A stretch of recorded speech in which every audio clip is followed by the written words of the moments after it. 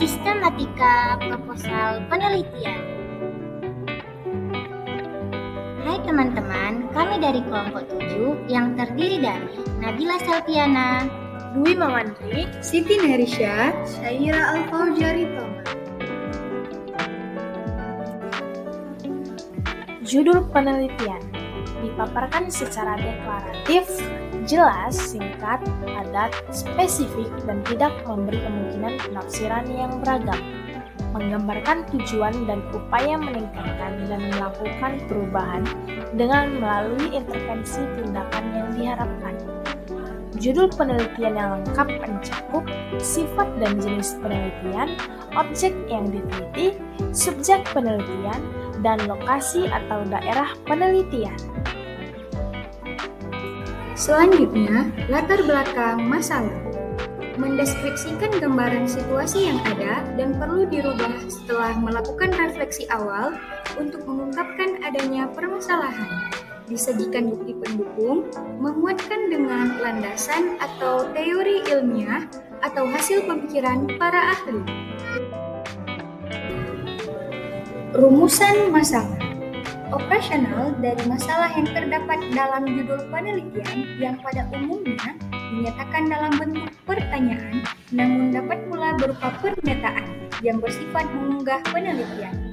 Deskripsi singkat tentang masalah yang harus dipecahkan dan erat kaitannya dengan masalah yang tertuang dalam judul penelitian. Rumusan masalah merinci dan menetapkan variabel-variabel yang terkandung dalam fokus masalah. Hipotesis tindakan. Bukan rumusan hipotesis yang menyatakan hubungan atau perbedaan antara variabel. Rumusan hipotesis tindakan memuat langkah tindakan yang diusulkan untuk menghasilkan perbaikan yang diinginkan. Tujuan penelitian. Penjabaran secara singkat dalam bentuk kalimat deklaratif tentang masalah yang telah dirumuskan dalam rumusan masalah dan diharapkan dapat dicapai atau dipecahkan melalui proses pencarian informasi secara sistematis sesuai dengan kaidah ilmiah yang berlaku. Tiap subtujuan diawali dengan kalimat aktif, misalnya untuk mengetahui. Tujuan yang eksplisit berupa pembaruan atau peningkatan apa yang dikehendaki, dan tujuan yang implisit berupa peningkatan dan pemahaman mengenai teori tentang cara mempraktikkan masalah tersebut. Manfaat penelitian berdasarkan pada topik atau masalah penelitian tindakan kelas yang diteliti. Pernyataan yang menunjukkan untuk siapa penelitian ini bermanfaat harus dinyatakan dengan jelas dan praktis. Kajian teori merupakan kerangka berpikir atau konsep yang akan digunakan sebagai landasan dalam memberikan wawasan yang dibahas.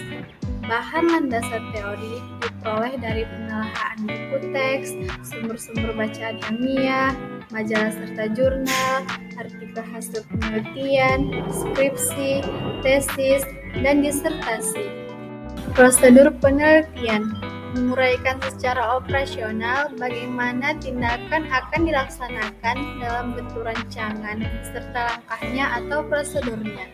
Diungkapkan tentang setting penelitian, tempat penelitian, subjek penelitian, waktu penelitian, dan siklusnya, prosedur penelitian, metode dan teknik pengumpulan data, serta analisis data penelitian.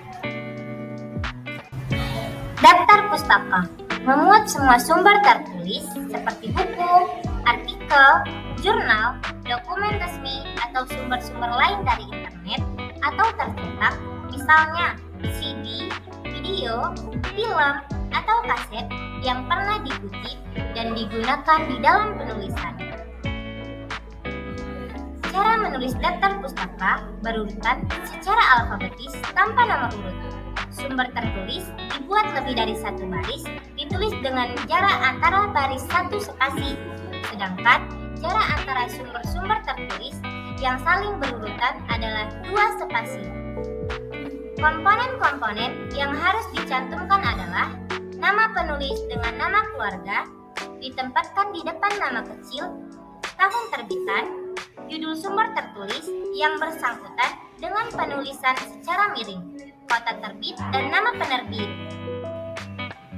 Nikmati kelasmu, sampai jumpa besok.